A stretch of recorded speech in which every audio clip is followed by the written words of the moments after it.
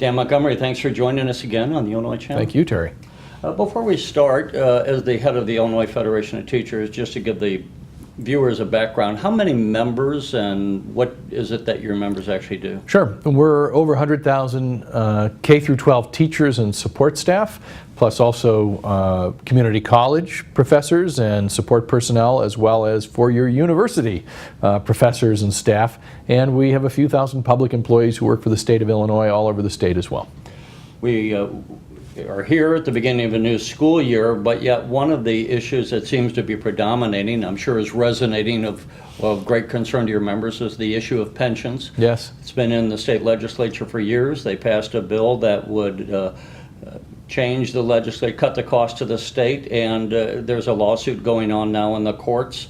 As a short version, what is the position of the IFT relative to the pension bill? Yeah, well, as you know, Terry, the IFT supported a bill called 2404 that was negotiated with the Illinois Senate and passed the Illinois Senate.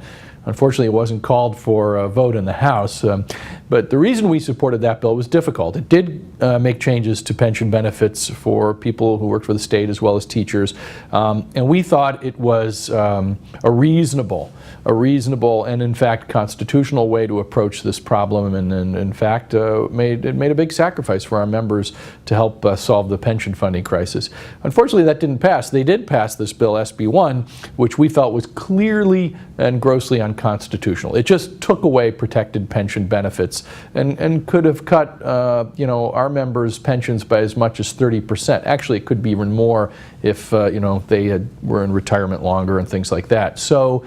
The Illinois Constitution is very clear and says once you're in a pension system, those benefits cannot be diminished or impaired. Our members, I want to remind everybody too, the 80% of state employees do not pay into or collect Social Security, and all teachers are not in the American federal Social Security system. So this is their life savings, and they pay at least 9.5%, some people pay more, in every paycheck towards their pensions. Well, they passed SB 1. It took away protected pension benefits. We had to go to court and say, hey, judge, look, the Illinois Constitution is really clear. It says once you're in these systems, you can't change their benefits. You can't diminish them or impair them. It's still in the circuit court in Sangamon County, Judge Bell's. There have been some kind of interim rulings as we've tried to get things underway here. But we think we're on a schedule now that can get this resolved before the end of this year, by December of 2014. And we're very confident the judge will rule in our favor and say that's exactly what the Illinois Constitution means. There was a ruling on a healthcare related case this summer called the Canerva case, and the court was 6-1, very explicit that those were protected pension benefits. So look, we think what the state did was illegal, and our Constitution forbids it. We have always said, Terry, we want to solve this problem as much or more than anybody. This is our life savings we're talking about here, hundreds of thousands of state employees. So let's find a way to work together. Let's find a way that does it legally and can pass muster of the courts, and that's as fair as it can be. And we continue to take that standpoint. And I hope in the future the legislature really tries to work with us rather than just to impose things. Now, Dan, not that we want to spend the entirety of the interview just on the pension issue, but when you mentioned 2404, what would that have done as an approach that was different from the bill that passed? Well, so that bill, and this is why we thought it was constitutional, gave people a choice and said, look, it's kind of on a contract basis. Like, you get these pension benefits. All right, so we want to make some changes to it. If you opt to make a change and say get a lower cost of living protection in your pension, in exchange for that, you'll get something else. And so we felt from a legal basis there was rationale for that. It was more fair. There was predictability for the state. Now, given the healthcare ruling, I'm not sure that that would even be allowable and be seen to be constitutional now. So we have to find other ways to do something fair. I really believe, if people of willing hearts and minds get together and say, let's solve this problem together in a way that's fair, there are things that we can do to help Illinois in its pension obligations, and again, it's worth stating, the problems aren't benefits. The benefits are not too costly. The problem is we haven't funded it. The benefits are fair, they're middle of the road as the nation goes, and the unfunded liability, a small portion of it, 10% of it, 10% of the unfunded liability is owing to sort of unaccounted for benefits. The vast majority of it is simply that the state didn't pay every year. So we got to find a way out of that. The state has to pay its bills. So there's some things we can do. Now, part and parcel of that, you might say, the political end is the gubernatorial election. We're going to have Bruce Rauner and Governor Quinn. What position does the IFT have relative to who they're backing? Yeah, we endorsed Governor Quinn, and I will say this, we've looked recently at Mr. Rauner's two things. He had a sort of fiscal set of ideas that came out, and then he had some education policies. So let me take the fiscal policies. It's frustrating because there isn't a lot of detail in them. We feel he owes the citizens of Illinois, if he wants to be our chief executive officer, a full accounting of how he intends to pay for state services and where we're going to go as a state.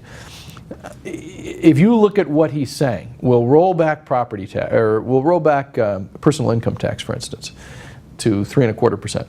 Well, that blows. He may want to do that, but it blows an $8 billion hole in the Illinois budget. It's $8 billion. Half of that goes to education. That's $4 billion less for Illinois public schools. Now, we're already about the bottom of the nation in terms of state dollars directly for education. So that's one problem. The second problem is, well, what are the consequences of $4 billion less state dollars for schools? So I can tell you it's on the order of probably about 1 in 6 teachers being let go. So the public has to look around and say, is that something I want in our schools? Do we want to, if there's 30 teachers in my kid's elementary school, who are the 5 teachers that we can afford to lose, and what do we do with all their students? Those other 100 students now have to be put in other classes. Those are the kinds of decisions that will have to take place under Bruce Rauner's budget.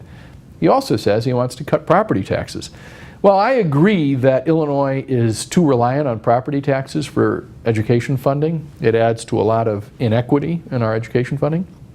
But it's snake oil to say we can take $4 billion out of state dollars for education funding and no local school district's going to try to replace any of it. They will, because they won't want to lose all those teachers. They won't want to lose all those programs for students, so they're going to have to raise property taxes. Some of them won't be able to do that, and they will lose those teachers. So we think his funding ideas are irresponsible and impractical. And we think when Illinois citizens look at it and what it would really mean for them in their schools, Terry, they're going to reject it. To be fair to the Rauner campaign, he would say by cutting taxes, we're going to do that and some other things to stimulate the economy, and a growing economy will produce more revenues, and that he would want to actually spend more on education. Well, I would refer, and I've heard that too, and I would refer to everybody who wants to look at an impartial analysis. The Center for Tax and Budget Accountability, which is a nonpartisan group, did an analysis, and they took on that very issue of growth.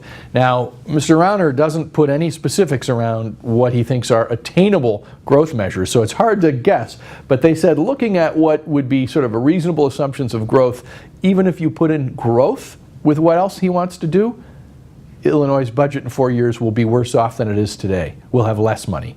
So that's, again, I think it's snake oil, and if he's really so believes in that so truly, he should be out there showing the public with numbers exactly how it will work, and he can't do that. There's 100 things we could talk about and keep you all day on camera. Yeah. We won't do that, but let's just hit quickly on some other things that I frankly don't know where the IFT even stands on. One of the things we hear about, and I think a lot of parents or just people in general really don't have a grasp of this issue of Common Core. We don't necessarily know what it is. Let's talk about that, but if you would, perhaps if you want to weave in, to what extent are we as a society over mandating and reaching too many times into the classroom and telling teachers too precisely what they have to teach as compared to saying, you're a teacher, teach, and we're going to test and find out if you're doing the job or not. Right.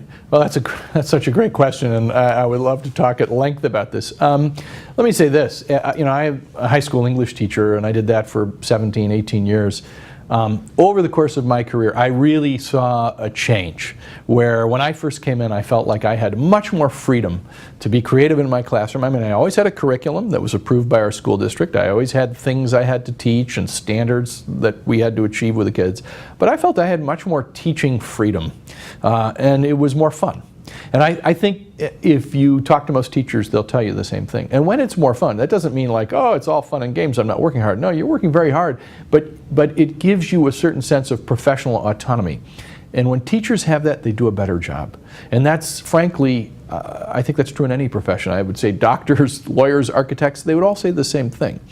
Now, the Common Core, it's interesting. We support it. The IFT and the AFT are supporters of the Common Core standards. Why?